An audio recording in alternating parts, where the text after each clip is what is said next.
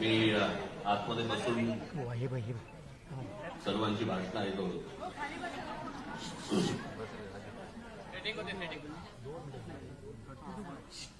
मी म्हटलं काय होतं ते बसल्यानंतर ना भाषणामध्ये कोणी जर समजा आपली स्तुती करायला लागलं ना तर जरा कसंनुसंच होतं.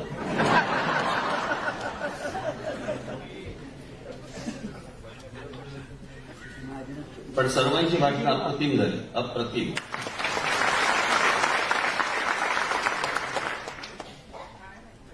मला वाटलं महाजनांच्या भाषणाला मनस्फोर मिळतो की काय.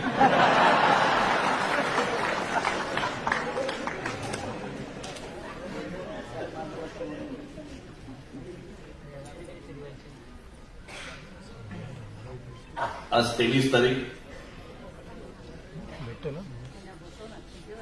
आता गेल्या 20 तारखेला माझ्या शस्त्रक्रियेला 2 महिने पूर्ण झाले. म्हणून मी आल्या आल्या पहिल्यांदा महाराजांपाशी गेलो, दर्शन घेतलं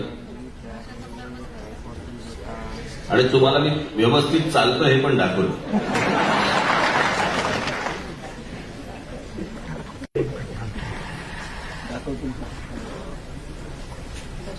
भयानक असते ती शस्त्रक्रिया, कुठलीही शस्त्रक्रिया.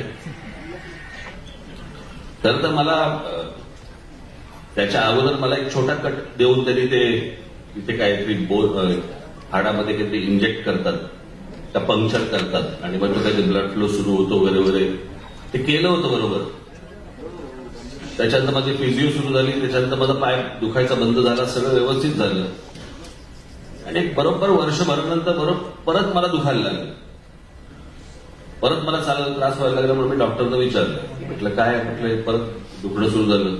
मला म्हणजे सगळं व्यवस्थित झालं होतं, फक्त काही प्रॉब्लेम असेल तर तो पहिल्या 4-5 महिने व्हायला पाहिजे होता, नाहीतर आता वर्षभरानंतर होत नाही. मग मला त्यांनी विचारलं कोविड झाला होता का. म्हटलं हो. जगभरामध्ये या कोविड नंतर बऱ्याचशा हाडांचे प्रॉब्लेम्स काहीतरी सुरू झाले आणि त्याच्यामध्ये माझं ते परत कोलॅप्स झालं. तर ते ऑपरेशन करून आलो होतो. मग आता हे परत झालं. त्या दरम्यान मला एकाने विचारलं, मला कसलं ऑपरेशन. म्हटलं हिप रिप्लेसमेंट. मला हिप रिप्लेसमेंट कशामुळे. मी म्हटलं जवळच्यांनी आणि बाहेरच्यांनी इतकी वर्ष जी माझी लावली ना,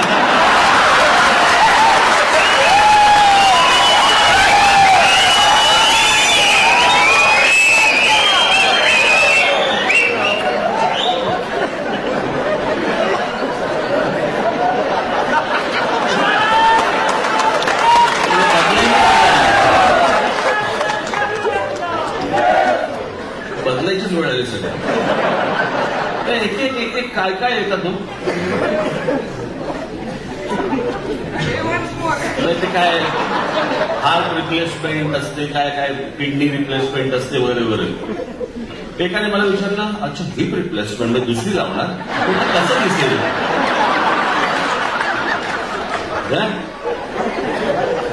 तर माझं ऑपरेशन म्हणून एखादं कोण काढून देईल.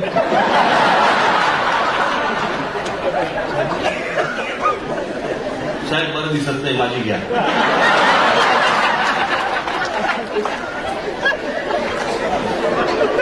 काय काय प्रश्न विचारतात.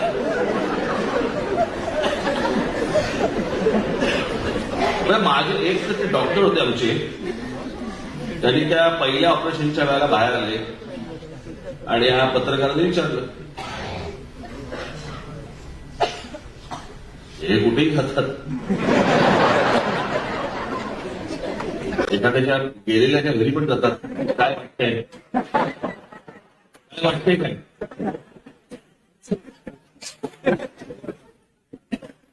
तर आमचे डॉक्टर, सिनियर डॉक्टर होते ते एक जण, म्हणजे माझं ज्यांनी ऑपरेशन केलं ते नाही. तर ते बाहेर आले, प्रेसला विचारलं, प्रेसला विचारलं काय झालं. मी आपला ऐकतोय त्या मोबाईलवरती त्याचं काय झालं, ते राजसाहेब टेनिस खेळायला गेले होते आणि ते त्यांच्या रुग्णावर आपटले. त्याचे डॉक्टर मी या वयाला जेव्हा ऑपरेशनला गेलो तेव्हा मी त्यांना भेटलो, म्हटलं ते मागच्या वेळेसारखं काही बोलू नका. मला म्हणाले, साहेब मागच्या वेळेला तर मला खरं तर गांडीवर पडले सांगायचं,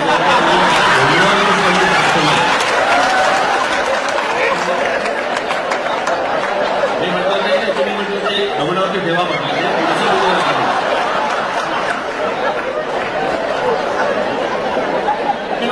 डॉक्टर ना ही काहीतरी बोलतात ना त्याला, म्हणतात तुमच्या भाषेमध्ये म्हटलं ते बोल ना, लगेच आमच्या काढायला कशाला पाहिजे.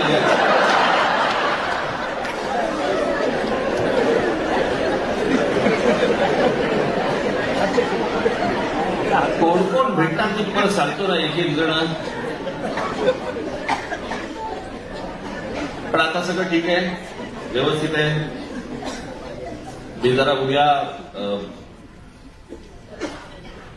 पुण्याला जरा जाऊन येणार आहे 1 दिवसासाठी. काही बैठका काही नाही तिकडे. कुठे गेले बाबू, लवकर नका.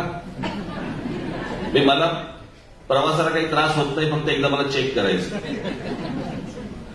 म्हणून मी 1 दिवसासाठी जाऊन येणार आहे. मला त्या नाशिकला पण जायचंय, वडीदेवीचं दर्शन घ्यायला पण मला जायचंय. सुरू झाली का लिफ्ट सुरू झाली का?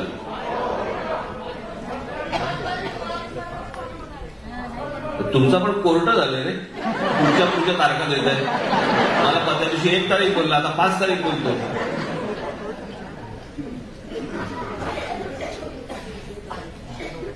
आज तुम्हाला सगळ्यांना, महाराष्ट्रातल्या सर्व प्रमुख पदाधिकाऱ्यांना इथे बोलवण्यामागचं कारण एक तर बरेच दिवस आपण काही बोललो नव्हतो. मध्ये एक माझा फक्त इंटरव्ह्यू झाला. आता बाळा नांदगावकर, प्रकाश महाजन, सरदेसाई, संदीप देशपांडे यांच्या भाषणामध्ये तुम्हाला बऱ्याच गोष्टी मिळाल्या, बऱ्याच गोष्टी त्यांनी सांगितल्या.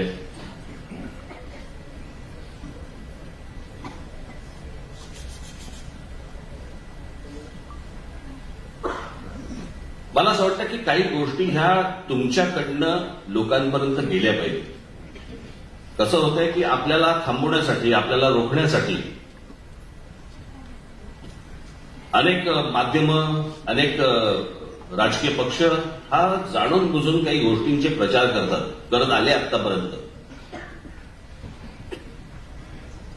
आणि त्या वेळेला तुम्ही खरं तर सक्षम आहात, तुम्हाला कान आहेत, डोळे आहेत, मेंदू आहेत, सगळ्या गोष्टी आहेत, पण तिकडेची उत्तरं द्यायला लागतात. त्या उत्तरामध्ये तुम्ही कधीतरी मला थांबवलेली दिसतात.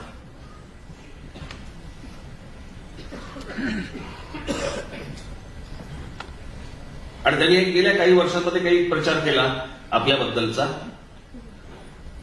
ते राज ठाकरे आणि त्यांचा महाराष्ट्र नवनिर्माण सेना हा पक्ष म्हणे आंदोलन अर्धवट सोडतो. एक आंदोलन दाखवायचं, एक आंदोलन जे आपण अर्धवट सोडतो. टोलचं केलेलं आंदोलन आपण जवळपास 65 ते 67 टोल नाके महाराष्ट्रातले बंद केले आपण. आणि ज्या शिवसेना, भारतीय जनता पक्ष यांच्या जाहीरनाम्यामध्ये दिलं होतं की आम्ही टोलमुक्त महाराष्ट्र करू, त्यांना ह्यांच्यापैकी कोणी जाऊन एक प्रश्न विचारत नाही की तुम्ही टोलमुक्त महाराष्ट्र म्हणाला होता, तुम्ही इतकी वर्ष सत्तेमध्ये होता, काय झालं त्या टोलमुक्त महाराष्ट्राचं? त्यांना कोणी प्रश्न विचारणार नाही, तुमच्याबद्दल खोटा प्रचार करणार.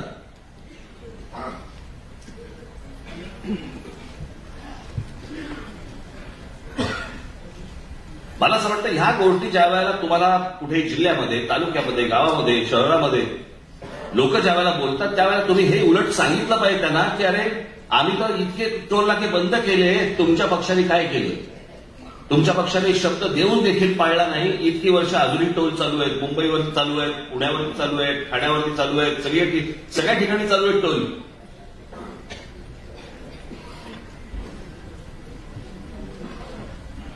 आणि आपला पहिला मुद्दा जो होता, तो पहिला मुद्दा हा होता की टोल, जगभर आहेत टोल. टोलवरती पैसे गोळा करतात आणि त्या पैशामधनं जी काही तो ब्रिज उभा केलेला असतो, रस्ता केलेला असतो, काही गोष्टी केलेल्या असतात, त्याची रक्कम गोळा करतात. आपला पहिला प्रश्न असा होता की हे टोल किती वर्ष राहणार, आणि दुसरा प्रश्न होता की किती पैसे गोळा होत आहेत आणि पैसे जात आहेत कुठे, कोणाकडे जात आहेत. आणि सगळी कॅश आहे. ही कॅश रोजच्या रोज जाते कोणाकडे, त्याचं पुढे होतंय काय, त्याची कुठचीही उत्तरं सरकारकडनं, कोणत्याही सरकारकडनं आजपर्यंत आपल्याला दिली गेली नाही.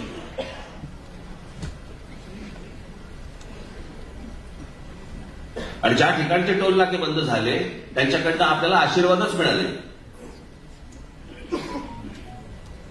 द्या सत्ता हातात, बाकीचे टोल बंद करून देतो.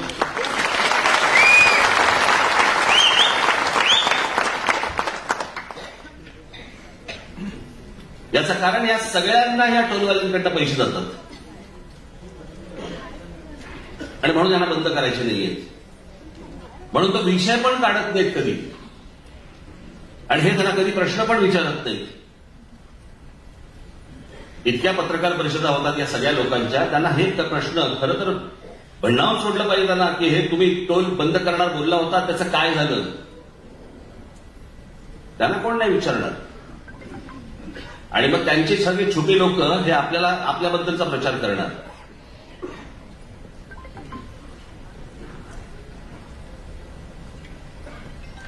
या भोंग्यांबद्दलचं झालेलं आंदोलन,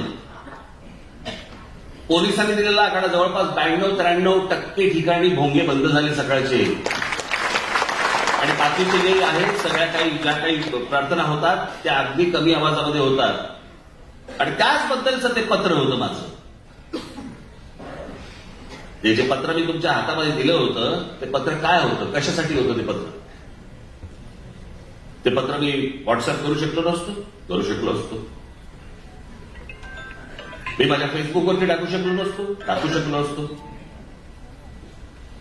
मी माझ्या ट्विटरवरती टाकू शकलो असतो. मी पत्रकार परिषद घेऊन मी ते दाखवून जर समजा ते लोकांपर्यंत गेलं असतं, मी ते पत्र तुमच्या हातात का दिलं. मी ते पत्र तुमच्या हातात एवढ्यासाठी दिलं, मला पाहायचं होतं तुमचा आणि समाजाचा कनेक्ट किती आहे. तुम्ही लोकांपर्यंत कसे पोचताय, तुम्ही लोकांपर्यंत जाताय की नाही जाताय.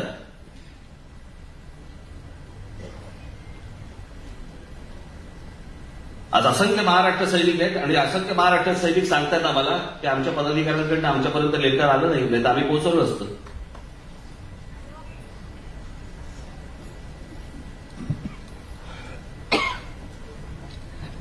काहींनी मोठ्या प्रमाणावरती हलगर्जीपणा केला.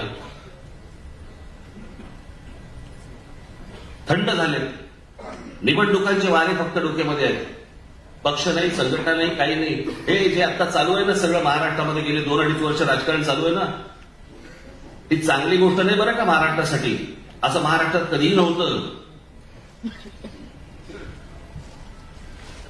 जो मतदार आहे ना, मतदार ज्यांनी 2019ला जेव्हा निवडणुका झाल्या, 2019ला ज्यांनी मतदान केलं ना त्यांना कळत पण नसेल आपण मतदान कोणाला केलं.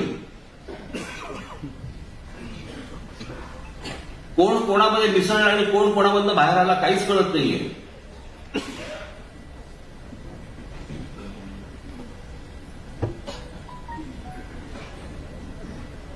आणि हे जर समजा तुम्हाला वाटत असेल की हे खरं राजकारण, हे राजकारण नव्हे, ही तात्पुरती आर्थिक ऍडजस्टमेंट, सत्तेची ऍडजस्टमेंट, हे त्याशी माझ्या मुलाखतीमध्ये मी सांगितलं ना. त्या मुलाखतकारांनी मला विचारलं की भुजबळांचं बंड, नारायण राणेंचं बंड, शिंदेचं बंड आणि तुमचं बंड. म्हटलं माझं बंड लावू नका त्याच्यात.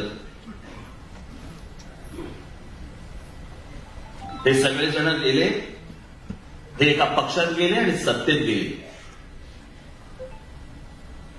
या तुमच्या राज ठाकरेने स्वर्गीय माननीय बाळासाहेबांना भेटून त्यांना सांगून मी बाहेर पडलेलो आहे.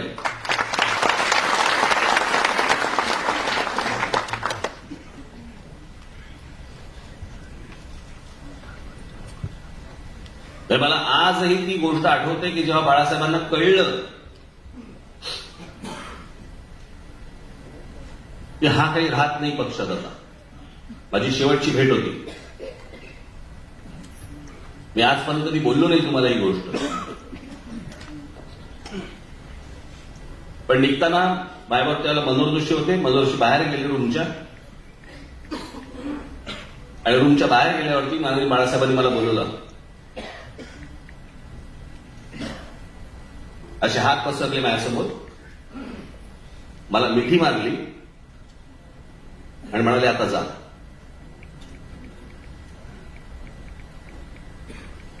त्यांना समजलं होतं.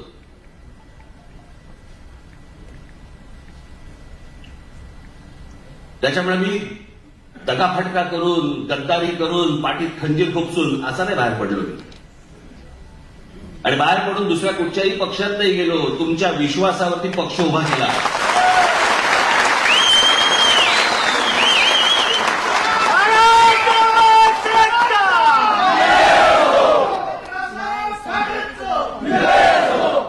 आजपर्यंत आपल्या पक्षाने जेवढी आंदोलनं केली आहेत, इतर कुठच्याही राजकीय पक्षाने इतकी आंदोलनं केलेली नाही आणि यशस्वी केलेली नाही. काढा सगळ्यांचे मोर्चे काढा आणि सगळ्यांचे तुम्ही आजपर्यंतचे आंदोलनं काढा आणि सांगा कुठच्या गोष्टी पूर्ण झाल्या त्यांच्याकडनं.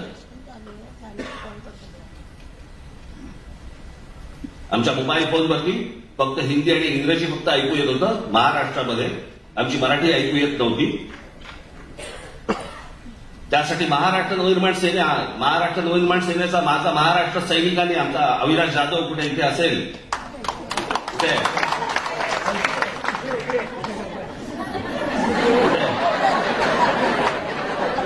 आहेस ना, माझं भाषण चालू असताना थळला असा आवाज आला ठाण्यामध्ये. आणि दुसऱ्या दिवशी मला त्या सगळ्या जेवढे मोबाईल फोनवाले जेवढे आहेत त्यांच्याकडनं पत्र आली की आम्ही लवकरात आम्ही मोबाईल फोनमध्ये मराठी लवकरात आणतोय. म्हटलं लवकरात लवकर नाही, एक आठवडा देतो.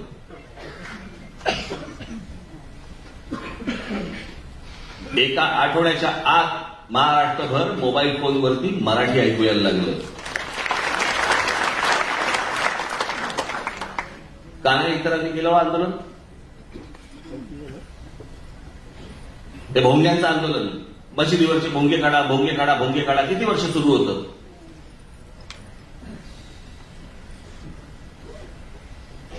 आपण या भोंग्यांना आपण पर्याय दिला. एक तर तुम्ही भोंगे काढा, नाही तर तुमच्या समोर येऊन आम्ही हनुमान चालीसा म्हणू. सगळ्यांनी भोंगे काढायला सुरुवात केली. आज अनेक मुस्लिम समाजातले लोक देखील सांगतात की ते बरं वाटतं आता का झाला.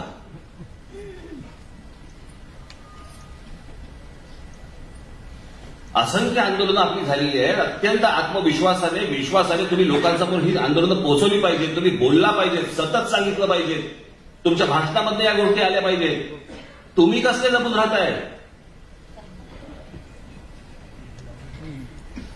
अरे तुम्ही छाती ठोकपणे समोर जायला पाहिजे महाराष्ट्राच्या आणि सांगायला पाहिजे की आम्ही जेवढं आजपर्यंत महाराष्ट्रासाठी केलेलं आहे दुसऱ्या कुठच्या पक्षाने करून दाखवलंय आजपर्यंत आम्हाला सांगा तरी. सत्तेचा बाजार नुसता उभा करायचा आणि महाराष्ट्रासाठी काही नाही करायचं.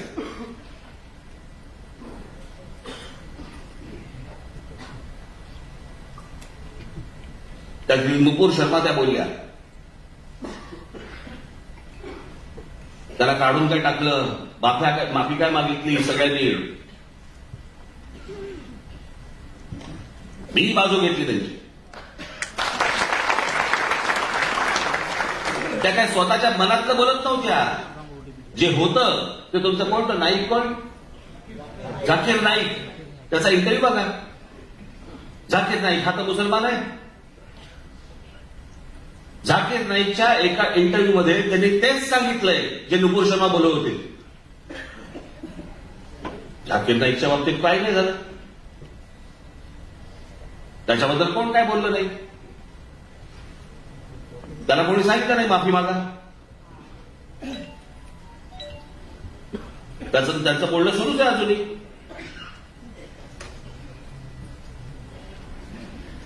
प्रश्न असा आहे की हरामखोर दोन भाऊ ते ओवेसी, त्यातला एक जण आमच्या देवतांबद्दल, देवी देवतांबद्दल बोलतो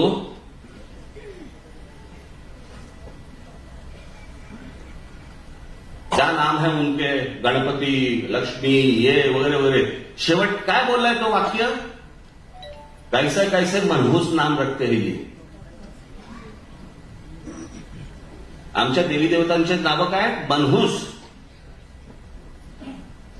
त्याला कोणी माफी मागायला नाही सांगणार या देशात.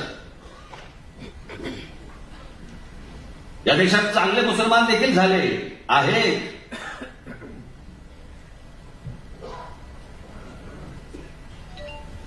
त्यांच्यासारखे दलितही नाहीत. पण यांना कोणत्याही प्रकारचा कोणतंही सरकार चाप लावायला तयार नाही. यांच्या जिभेवरती कुठच्या प्रकारची बंधनं आणायला तयार नाही.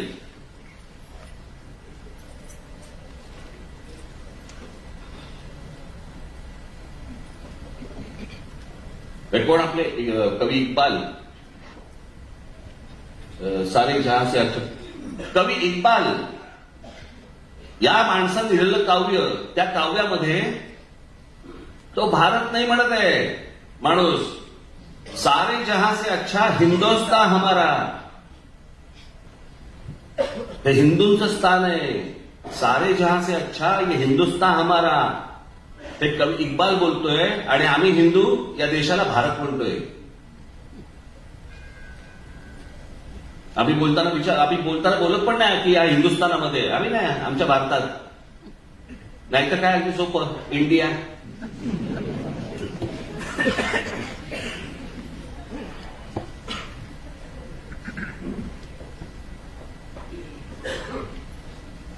एवढ्या घटना, एवढ्या गोष्टी आज इथे घडतायत, पण कोणी गांभीर्याने घ्यायला तयार नाही. मी त्या दिवशी माझ्या गुढीपाडव्याच्या सभेमध्ये मी म्हटलं की हे असे का वागतात? ही राजकारणातली माणसं ही अशी का वागतात की आज मी या पक्षामध्ये गेलो, उद्या त्या पक्षामध्ये त्या निवडणूक लढवली, मग मी आज इथे मंत्री झालो, मी तिकडे परत काहीतरी मी पैसे घेतले, मग मी असा फिरून आलो, मी इकडे गेलो तिकडे गेलो. ते असं का होतंय? कोणाला तरी वाटलं म्हणून तरी पक्ष बदलला. निवडणुकीच्या काळामध्ये, ते विधानसभेच्या निवडणुकीच्या काळामध्ये, या सगळ्या तुमच्या जिल्हा परिषदा वगैरे इथे नाही झालं, मला तिकीट नाही मिळालं, मी ह्या पक्षात गेलो, मी ह्या पक्षातून त्या पक्षात गेलो. मला लोकांची कमाल वाटते. मला महाराष्ट्रातल्या, देशातल्या जनतेची कमाल वाटते की त्याच्यानंतर तुम्ही ह्यांना मतदान करता.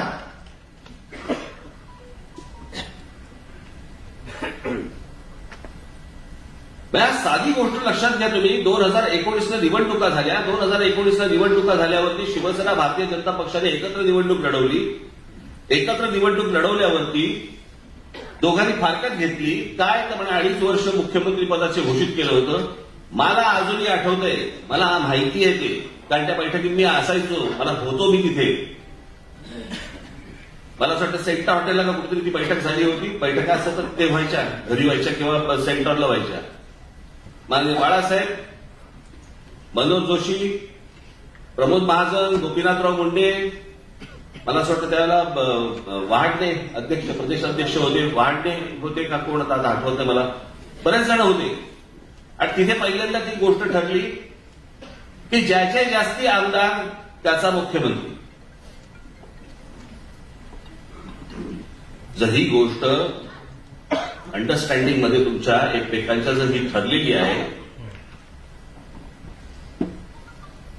तर या 2019ला तुम्ही मागणी करूच कशी शकता जर तुमचे कमी आमदार आले तर शिवसेनेचे? म्हणजे मी पहिल्यांदा कमिटमेंट घेतली होती. कमिटमेंट 4 भिंतीमध्ये कमिटमेंट घेतली. माणसं कोण तिथे? 2च. एक तर हे खरं बोलतात किंवा हे खरं बोलतायत. मुळात पहिल्यांदा तुम्ही मागितलंच कसं? ज्याचे जास्ती आमदार त्याचा मुख्यमंत्री, हे जर समजा ठरलेलं आहे तर तुम्ही पहिली गोष्ट सांगताच कशी? नंबर 1. नंबर 2,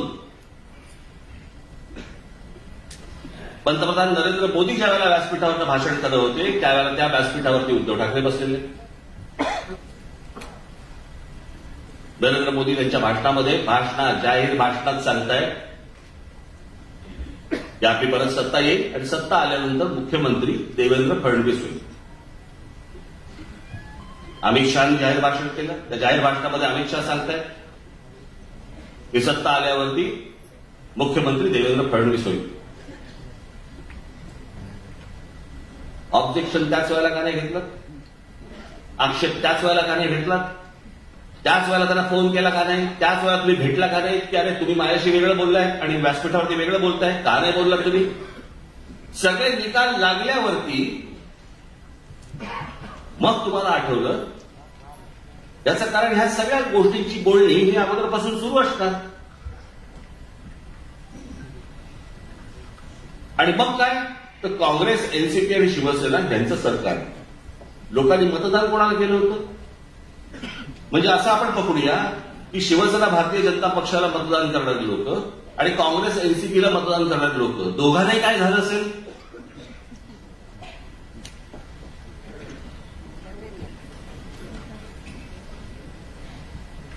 काँग्रेस एनसीपीच्या लोकांना वाटत असेल की शिवसेना भाजप नको म्हणून आम्ही तुम्हाला मतदान केलं, तुम्ही त्याच्यावर केला. आणि शिवसेना भाजपच्या मतदारांना वाटत असेल की अरे आम्ही तुम्हा दोघांना मतदान केलं, तुम्ही काँग्रेस एनसीपी बरोबर गेलात. ते नकोत म्हणून आम्ही तुम्हाला मतदान केलं आणि तुम्ही त्यांच्याबरोबर जाता. ही हिंमत होते कशी? ही हिंमत त्याचमुळे होते ज्या वेळेला लोक या गोष्टीला शासन करत नाहीत, जनता यांना शिक्षा करत नाही की आम्ही तुम्हाला मतदान करणार नाही. तुम्ही आमच्या मताची किंमत केली. आम्ही 2-2 तास रांगेमध्ये उभे राहतो आणि 2-2 तास रांगेमध्ये उभे राहून आम्ही तुम्हाला मतदान करतो आणि ते मतदान केल्यानंतर तुम्ही आमच्याशी प्रतारणा करता.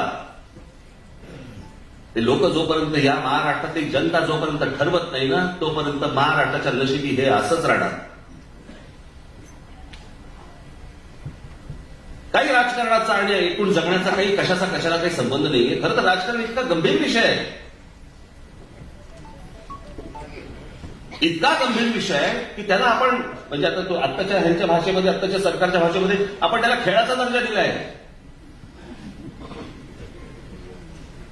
दहीहंडीला देतोच आहोत, अजून कशाला काय कोजागिरीला मंगळागौर खेळाचा दर्जा. खरं तर लग्न झाल्या म्हणजे त्याला हा घालून खेळाचा दर्जा.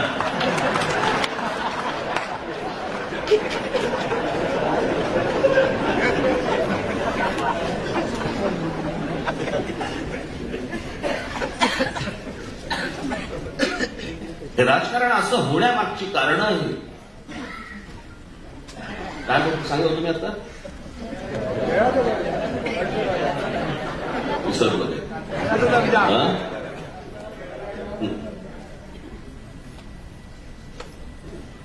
हे राजकारण असं होण्यामागचं कारण, याचं कारण आपण गांभीर्याने पाहत नाही होत त्याच्याकडे. अवानो राजकारण हा इतका गंभीर विषय की माझ्या समोर भगिनी बसलेल्या आहेत माझ्या. तुमच्या घरी सकाळी येणार पाणी ते महानगरपालिका ठरवते. तुमच्या घरी येणारं दूध त्याचा भाव काय असावे हे राज्य सरकार ठरवतं. त्या राज्य सरकारमधलं ते मंत्रिमंडळ ठरवतं. तुमच्याकडे येणारी साखर याचा भाव हे राज्य सरकार ठरवतं. तुमच्याकडे येणारी वीज, या विजेचे पैसे किती असावेत, काय असावेत हे राज्य सरकार ठरवतं. हे सगळं सरकार जर समजा ठरवत असेल तर त्या सरकारला जे त्याला आपण निवडणुका म्हणतो आणि ज्या निवडणुकांमधनं लोक आतमध्ये जातात आणि जे सरकार चालवतात ते आपण इतकं फालतू समजतो.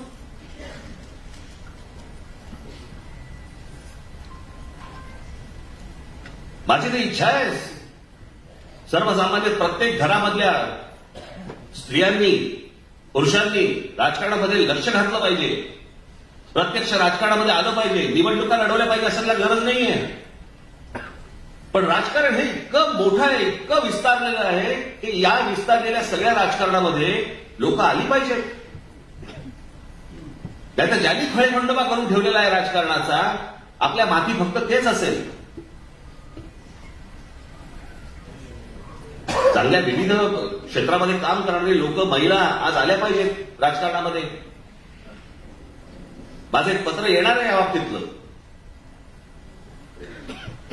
मी महाराष्ट्रातल्या सगळ्यांना, सर्व माझ्या माता भगिनींना, या सगळ्या बांधवांना मी हाक देणार आहे की राजकारण इतकं विस्तारलेलं आहे, राजकारणामध्ये करण्यासारख्या इतक्या गोष्टी आहेत, फक्त निवडणुका एवढ्याच करण्यासारखी गोष्ट नाहीये, भरपूर गोष्टी आहेत. त्या करण्यासाठी तुम्ही आलं पाहिजे, प्रत्यक्ष आलं पाहिजे. ज्या राजकारणाबद्दल आपण ज्याला बोलतो किंवा रे राजकारणामध्ये ये ना, त्याला तुम्ही तुच्छ मानता आणि तुच्छ मानल्यानंतर त्याच राजकारणासाठी 2-2 तास उभे राहून तुम्ही मतदान करता. मग ते तुच्छ कसं? मग कोणासाठी मतदान करायला जाताय तुम्ही? ही जी कीड लागली ना आपल्याकडे, एक तर जातीच्या नावाने द्यायचं, मतदान करायचं, नाहीतर काहीतरी धर्माच्या नावाने करायचं, नाहीतर आपल्या नातेवाईक म्हणून काहीतरी करायचं. बाहेर या, जागे व्हा. या महाराष्ट्राने देशाचं प्रबोधन केलं होतं आजपर्यंत, देशाचं. त्या महाराष्ट्राचं प्रबोधन करायची वेळ येते. जे उत्तरेतल्या बाहेरच्या राज्यांमध्ये, उत्तर प्रदेश, बिहार आणि या सगळ्या भागांमध्ये ज्या प्रकारचं राजकारण चालतं ना, त्या प्रकारचं राजकारण आपल्याकडे महाराष्ट्रात घुसायला लागलंय.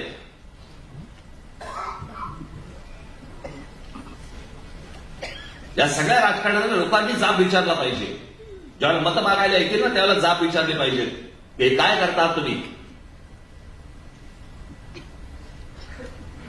या कोणालाही प्रश्न विचारायचे नाही, प्रश्न विचारायचे आम्हाला. आणि हे ज्या प्रकारचं स्लो पॉइझन जे आतमध्ये पसरवतात ना लोकांमध्ये, मला असं वाटतं की त्या तिथल्या तिथे तुम्ही छाटणं गरजेचं आहे, बोलून छाटणं गरजेचं आहे. त्याच्यासाठी तुम्ही सतर्क असणं गरजेचं आहे. मी माझ्या भाषणामध्ये काय बोलतो, माझ्या मुलाखतींमधनं काय बोलतो, माझ्या पत्रकार परिषदांमधनं मी काय बोलतो, त्याचे मुद्दे तुम्ही काढले पाहिजेत. ते मुद्दे तुम्ही सतत बोलत राहायला पाहिजेत, त्याचा प्रचार करत राहायला पाहिजे.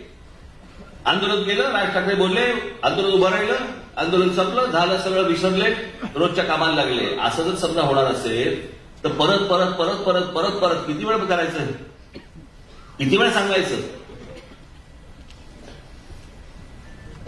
आणि जर समजा तुम्ही प्रमुख पदांवरती जर समजा आहात तर त्या पदाची तुम्हाला शान राखली पाहिजे.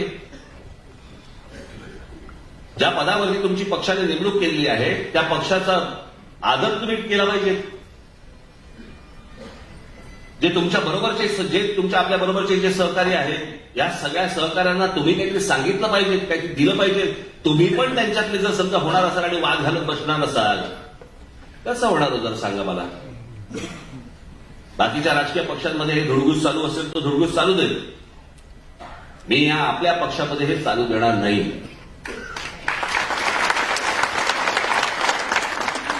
मगाशी मी बाळा नांदगावकरांचं भाषण ऐकताना त्यांनी एक विषय काढला सोशल मीडियाचा. मी तुम्हाला आत्ता सांगून ठेवतो, जर समजा पक्षातल्या पक्षात अंतर्गत एकमेकांविषयी जर कोणीही फेसबुकवरती, व्हॉट्सअपवरती जर समजा कोणत्याही प्रकारच्या कॉमेंट केल्या, त्याला एक क्षणभरही मी परत पक्षात ठेवणार नाही. असं लक्षात ठेवा.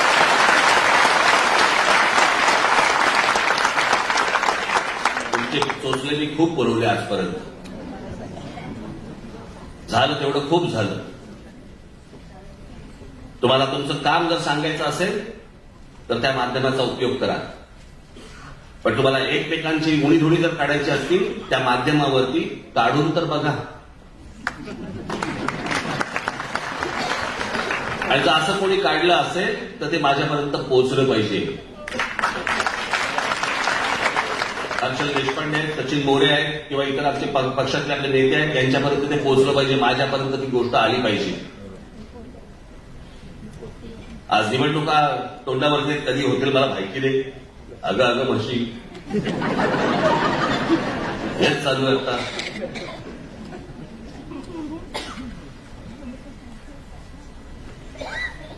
निवडणुका कधीही लागतील, दिवाळीच्या आधी लागतील असं मला वाटत नाही, पण साधारणपणे नोव्हेंबर, डिसेंबर, आता मगाशी कळलं त्याप्रमाणे जानेवारी, फेब्रुवारीमध्ये पण लागतील.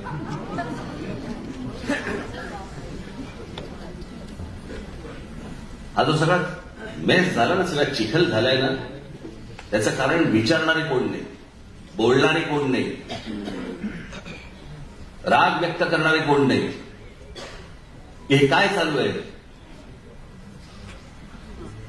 2 वर्ष आता किती 2 झाली, आता त्याला किती वर्ष झाली लॉकडाऊन संपून, अजून तेच चालू आहे. आता जिल्हा परिषद आणि पंचायत समित्या पुढे ढकलल्या गेल्या.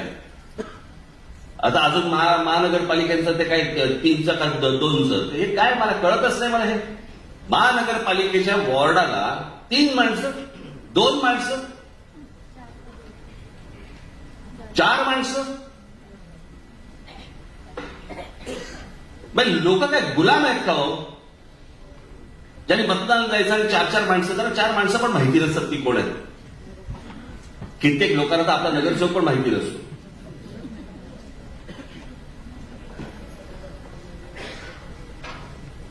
पण ह्या 4 माणसांचे तुम्ही मतदार काय निवडणुका करताय, त्यांचे काय प्रभाग काय करताय, त्याच्यामध्ये निवडणुका लढवायच्या, कोणी तो भाग बघायचा कोणी, आणि त्याच्यामध्ये कामं होत नाही, लोकांना समजत नाही कोणाकडे जावं.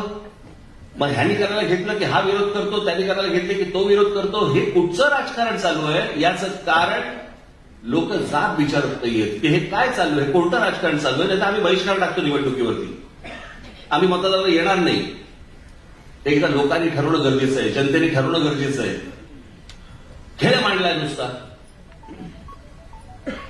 गृहीत धरलंय लोकांना, गृहीत. आपण काही केलं, 4चा प्रभाग करा, 3चा करा, नंतर 2चा करा, नंतर 1चा करा, लोक येतील, मतदान करतील, जातील कुठे. मग त्याच्यामध्ये पैसे वाटायची सुरुवात करायची.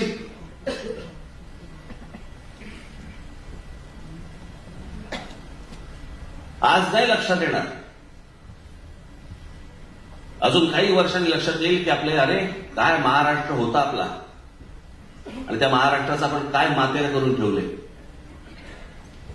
ज्या महाराष्ट्राने देशाचं प्रबोधन केलं, ज्या महाराष्ट्राने सर्वात जास्ती संत दिले, ज्या महाराष्ट्राने सर्वात जास्ती उत्तम कवी दिले, लेखक दिले, शूरवीर दिले, स्वातंत्र्य सैनिक दिले, कशाला घेऊन बसल्या आमचे शिवराय दिले, अजून काय घेऊन बसल्या.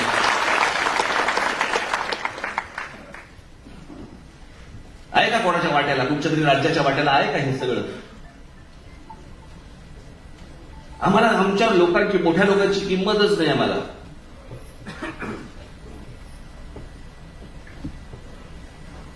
म्हणजे या आता बघा भारतरत्न मिळतात, ही भारतरत्न प्रत्येक राज्याला मिळतात, प्रत्येक राज्याची असतात. मला असं वाटतं उत्तर प्रदेशला काहीतरी 8 आहेत, आपल्याला 8 आहेत, तामिळनाडूला पण काहीतरी 7 का 8 आहेत का 9 आहेत.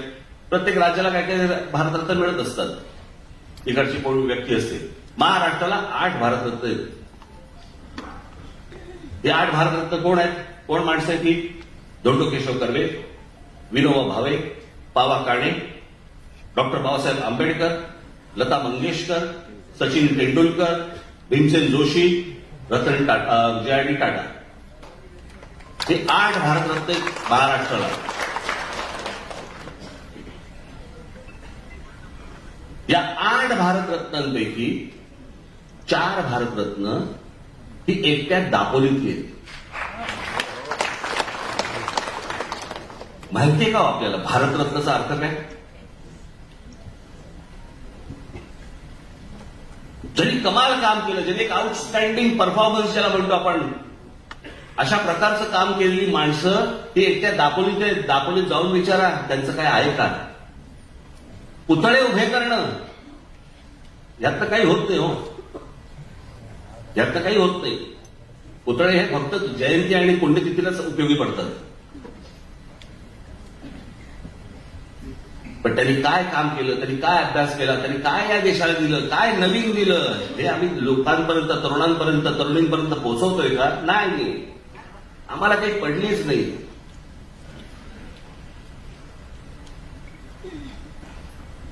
आम्ही रोजच्याच विवंचनेमध्ये इतके गुरफटून गेलेलो आहोत की आमच्याकडे कोण मोठी माणसं झाली आणि का मोठी माणसं झाली, आम्हाला काही देणं घेणंच नाही.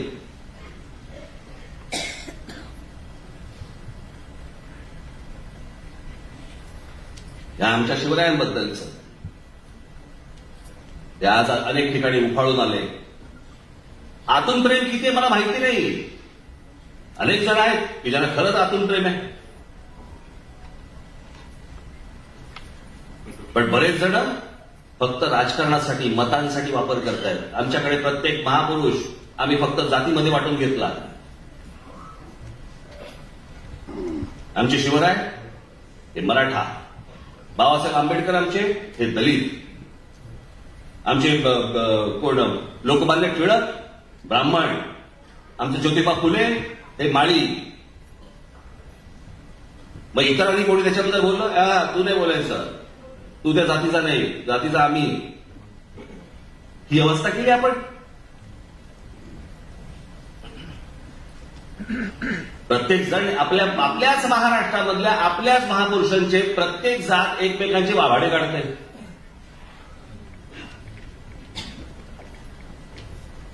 आणि याचं कारण तुम्हाला वेगवेगळं ठेवायचंय. सगळ्यांना तुम्हाला वेगवेगळं ठेवायचंय. या अख्ख्या सगळ्यांचं जी वाईट नजर सगळी आहे ना, ही महाराष्ट्रावरती आहे. इतकी वर्ष हा महाराष्ट्र, की त्याशी माझ्या मुलाखतीमध्ये सांगितलं ना, की वारसा कुठचा असतो? वारसा हा वास्तूचा नसतो, वारसा हा विचारांचा असतो.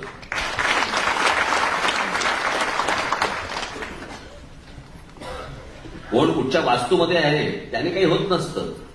तो वारसा विचारांचा पुढे चालवावा लागतो. आमच्या शिवछत्रपतींनी जो विचार दिला तो पुढे पेशव्यांनी, मराठेशाहींनी आमच्या आटोक किल्ल्यापर्यंत आमचा भगवी पताका फडकवली. आटोक किल्ला आता कुठे आहे? पाकिस्तानात आहे. महाराजांचा विचार पोहोचवला कोणी? पेशव्यांनी, मराठेशाहींनी. पण त्याची सगळ्यात महत्वाची गोष्ट कोणती होती? पेशव्यांच्या हातामध्ये, ज्याला आता हे सगळेजण फोड करून सांगतात ना, मराठी आहे ब्राह्मण बिंबण करून, पण ह्या पेशव्यांच्या हातामध्ये संपूर्ण सत्ता हातामध्ये होती. पण या पेशव्यांनी कधीही स्वतःला छत्रपती नाही म्हणून घेतलं. त्यांचं म्हणणं होतं, आतून छत्रपती तेच, आम्ही त्यांचे नोकर, आम्ही त्यांचे नोकर. छत्रपती तेच, गादी तीच, फक्त त्यांचा विचार पोचवतो. माझ्या आजोबांचा, माननीय बाळासाहेबांचा जो विचार आहे, तो विचार मला पुढे द्यायचा आहे. ती गोष्ट जी आहे ती गोष्ट पुढे नेण्याची आहे. माझ्याकडे निशाणी असली काय नसली काय, नाव असलं काय नसलं काय, यांनी काही फरक पडत नसतं. माझ्याकडे विचार आहे. सगळ्यात मौल्यवान गोष्ट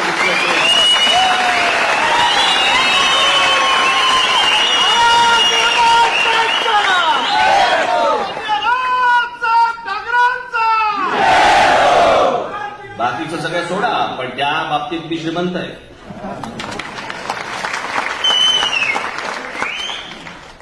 आणि या महाराष्ट्रामध्ये ज्या लोकांनी, महापुरुषांनी जे विचार पेरले, ते ऐकणं, ते वाचणं, त्यातनं बोध घेणं, महाराष्ट्र समजून घेणं, मला असं वाटतं की ती गोष्ट प्रत्येकाने करणं गरजेचं आहे.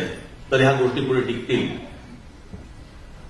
मला मध्यंतरी मला तुमचे नितीन सरदेसाई बसले तिथे, त्यांच्या सुनबाईच्या आजीनी एक पुस्तक लिहिलं. पुस्तकाचं शीर्षक होतं काय असतं. काय असतं म्हणजे कळलं ना तुम्हाला? काय असतं म्हणजे काय असतं हे कळलं ना तुम्हाला? आणि त्यांनी मला सांगितलं की त्याची प्रस्तावना तुम्ही लिहून द्या. त्यांच्या सुनबाईंचे वडील माझ्याकडे आले होते. त्यांनी मला सांगितलं की नाही, मला आजीने सांगितलं की तुमच्याकडनं प्रस्तावना त्यांना पाहिजे. जोरात आली.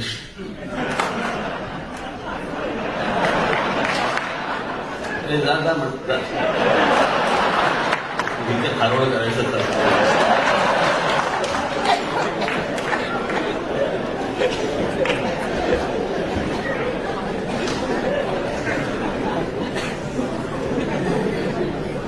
त्यांनी मला सांगितलं मला तुमची प्रस्तावना या पुस्तकासाठी पाहिजे.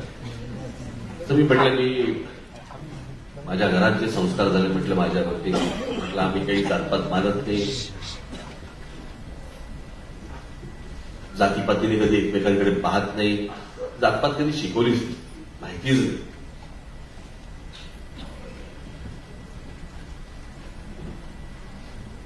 पण नाही म्हणत तरी पण तुम्ही रस्त्यावर कधीच मी ते पुस्तक चालेल,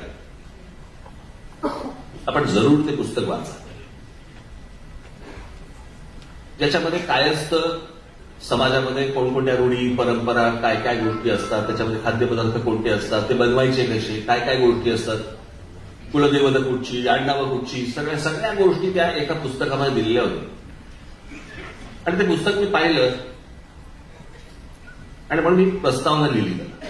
त्याच्यामध्ये मी सगळं सुरुवातीला ह्या सगळ्या गोष्टी दिल्या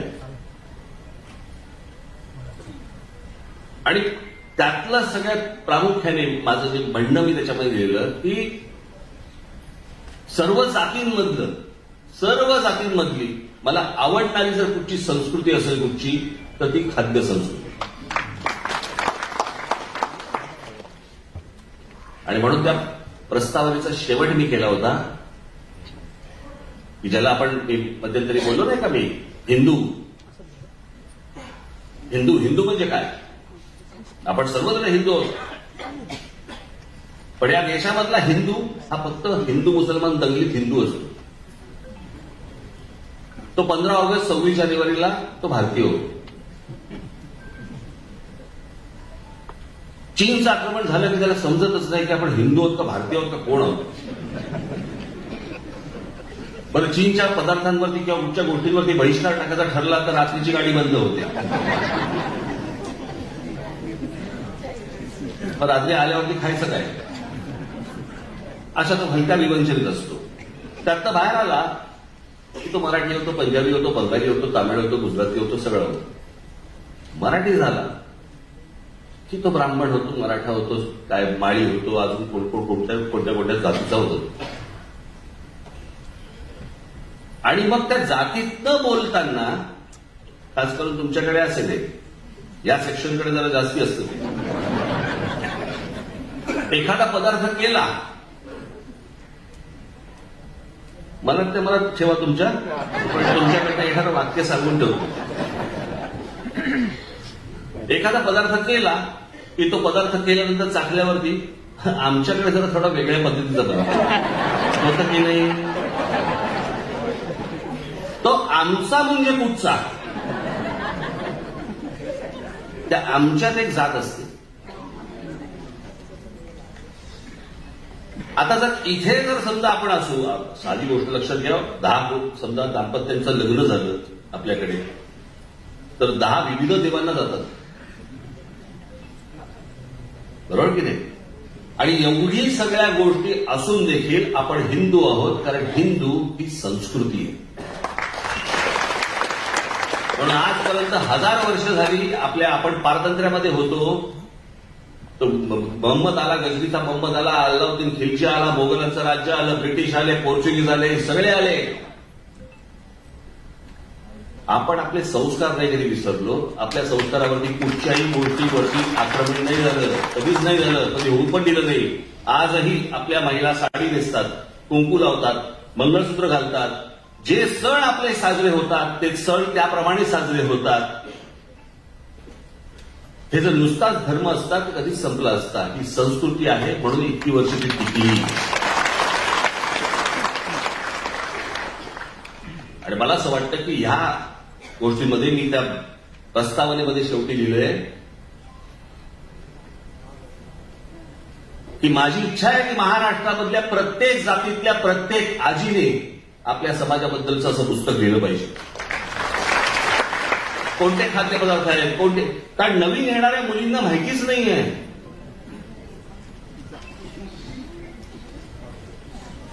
काही जणांना घरून संस्कार मिळतात पण काही जणांना मिळतच नाही, माहितीच नसतं की हा पदार्थ कसा बनवायचा किंवा आपल्याकडचे सण जे साजरे करायचे ते कसे करायचे, काय काय गोष्टी करायच्या माहिती नसतं.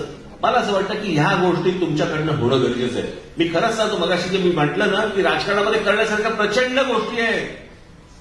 समाजामधल्या वेगवेगळ्या क्षेत्रामध्ये काम करणाऱ्या, वेगवेगळ्या क्षेत्रामध्ये पुढे आलेल्या अनेक महिलांनी, पुरुषांनी राजकारणामध्ये सहभाग घेतला पाहिजे, राजकारणामध्ये आलं पाहिजे, राजकारणातली विविध अंग सांभाळली पाहिजे. तर मला असं वाटतं की येणारा काळ महाराष्ट्रासाठी, महाराष्ट्राचा भविष्य काळ हा उज्ज्वल असेल.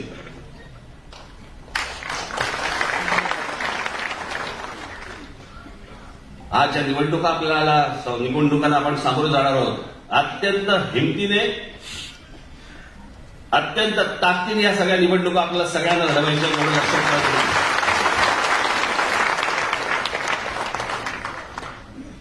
माझी तुम्हाला हात जोडून विनंती आहे, खरंच जोडतोच, ऍडजस्टमेंट करून निवडणुका लढवू नका.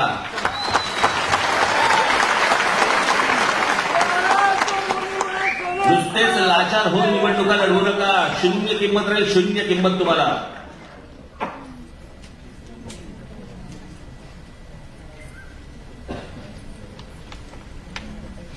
की माझे एवढे घे, तुझे तेवढे घे, त्याचे काय विचार चालतात का? काय काय गोष्टी चालतात त्या. पण ह्यातनं तुम्ही तुमची किंमत शून्य करून घेतात. तिकडे समाजामध्ये ह्या गोष्टी लपून राहत नाहीत, अजिबात लपून राहत नाहीत, या बाहेर येतातच. आणि मला असं वाटतं की या निवडणुका तुम्ही पूर्ण ताकदीने लढवणं गरजेचं आहे. माझ्याकडनं, पक्षाच्या नेत्यांकडनं, तुमच्याकडनं, सगळ्यांकडनं जो आपल्याला निवडणुकीला उभा आहे त्याला पूर्ण ताकद देणं गरजेचं आहे. मला जिथे जिथे शक्य होईल त्या त्या ठिकाणी, सगळ्या ठिकाणी मी सभा घेणार आहे. अनेक ठिकाणी मी मेळावे आता सुरू करणार आहे. आणि साधारणपणे मी आता गणपती झाले, अनंत चतुर्दशी मला वाटतं 9 तारखेला आहे. अनंत चतुर्दशी झाली की मग मी दौऱ्यावरती निघीन. त्यावेळेला दौऱ्यामध्ये आपल्या जिल्ह्यामध्ये येईल, त्यावेळेला आपलं स्वतःचं दर्शन मला होईलच. तोपर्यंत या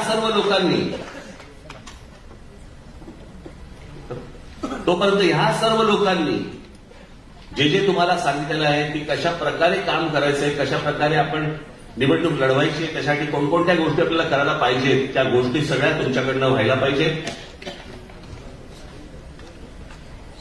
आज मी तुम्हाला अजून एक मोठं काम तुम्हाला सगळ्यांना देणार आहे. मला पाहायचंय तुम्ही कशा प्रकारे ही गोष्ट करणार आहात. तुम्ही आता जे जे आपापल्या जिल्ह्यात जातील, तालुक्यात जातील, गावात जातील, शहरांमध्ये जातील, जवळपास 3 ते 4 वर्षानंतर निवडणूक आयोगाच्या प्रमाणे आपल्याला नोंदणी घ्यावी लागते पक्षाची. या वेळेला नोंदणी जोरात होणार. पण ती जोरात होण्यासाठी तुम्ही तिथे पोहोचलं पाहिजे, व्हिज्युअली दिसलं पाहिजे, ती गोष्ट कळली पाहिजे.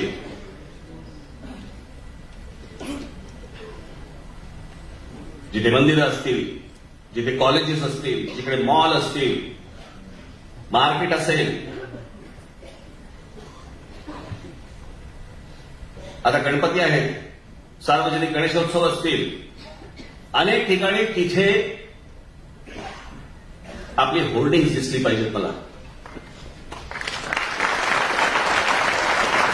ही दिसतील अशी आशा अपेक्षा ठेवू मी तुमच्याकडनं. नक्की काय असेल, कसं असेल, त्याचं पुढे काय काय होईल ते मला असं वाटतं सौरभ करंदीकर हे 2 मिनिटाचं प्रेझेंटेशन तुम्हाला देतील, ते आपण बघावं.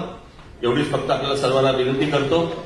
आज सगळेजण तुम्ही बाहेरगावून आलेला आहात. जाताना अत्यंत नीट गाड्या चालवत, व्यवस्थित नीट घरापर्यंत पोहोचा. घरचे आपले सगळेजण वाट बघतायत.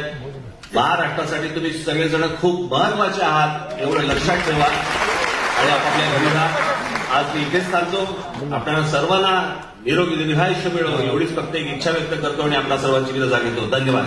जय हिंद, जय महाराष्ट्र.